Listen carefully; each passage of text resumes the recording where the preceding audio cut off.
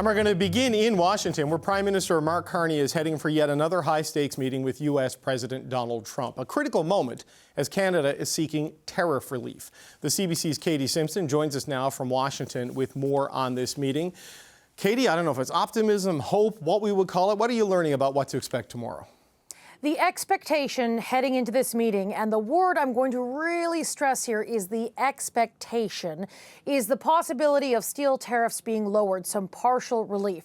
This is according to 3 senior Canadian government sources speaking to CBC News and Radio Canada. And the goal is, according to these sources, they say if there is this relief, if it does go as expected, it would create a framework to lower sectoral tariffs in the future, meaning there could be pathways to get more relief on other tariffs as well. Now, David, I know I said it once. We're going to say it again. The key word in all of this is expectation. That was stressed to us by our sources. Everyone is being cautious because U.S. President Donald Trump is so unpredictable. In the past, Canadian officials have thought breakthroughs had been made, that deals were close, and then things just go absolutely sideways. So again, what the expectations are right now, that is what that Canadian headspace has been over the course of this weekend. A number of phone calls that a number of us have been making.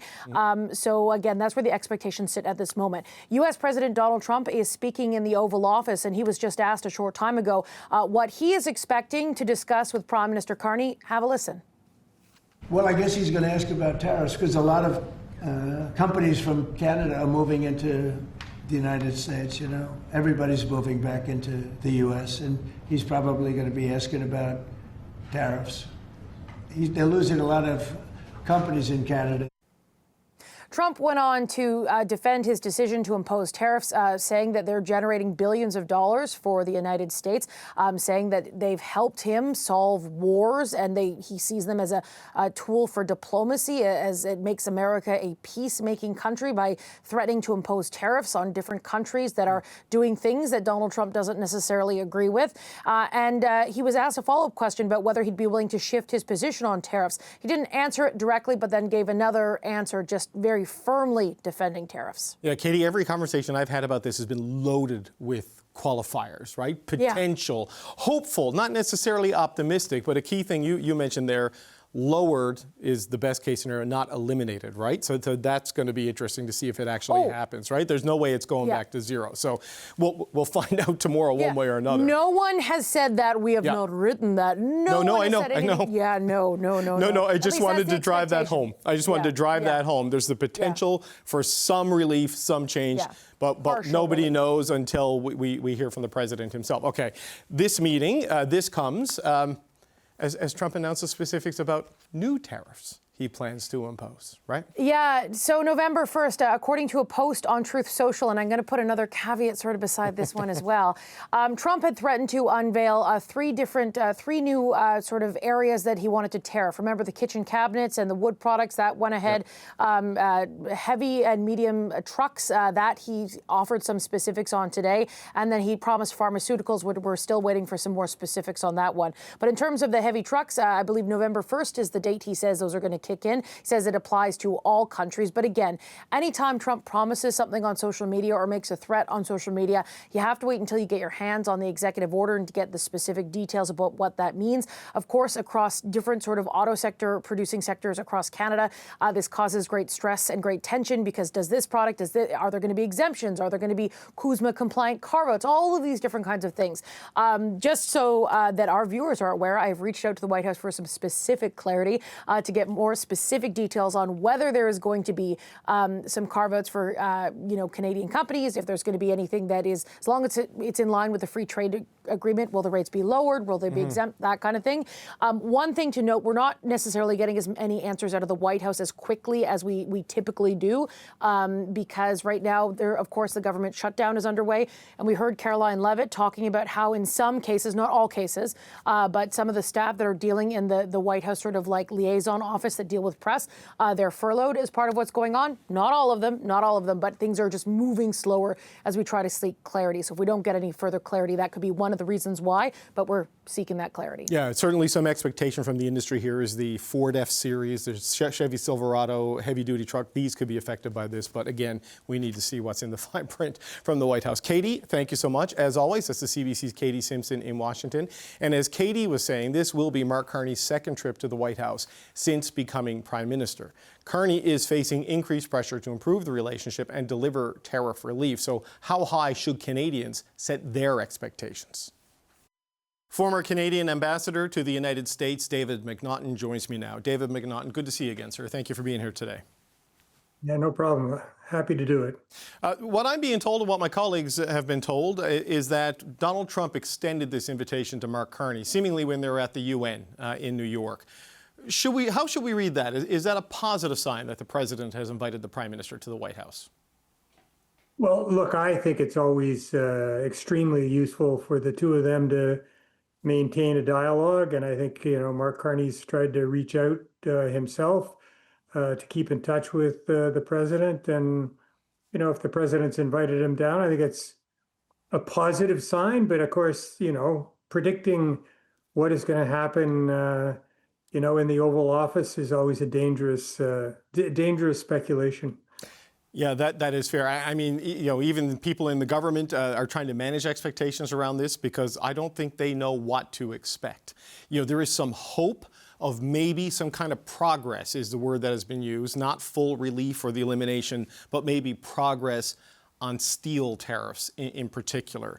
What's your sense of that kind of language coming out of government that they really don't know, but they hope this is where something could happen? Well, I think that's an accurate reflection of what they know and how they feel.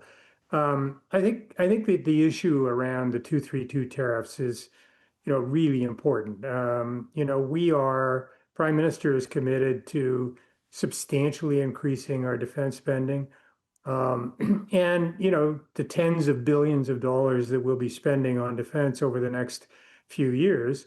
The question really becomes, are we going to spend it with U.S. companies, or are we going to look elsewhere to develop new relationships and diversify? And I think, part of, and I went through this when I was in Washington. I mean, even after we got the trade deal done, they imposed the 232 tariffs on steel and aluminum. And I had some fairly direct conversations with the military and security people. And, I said, you keep those tariffs on and you keep saying that we're a national security threat, and you better watch out because we might become one. And I think, I don't think we need to, certainly not publicly threat or anything like that. But I think,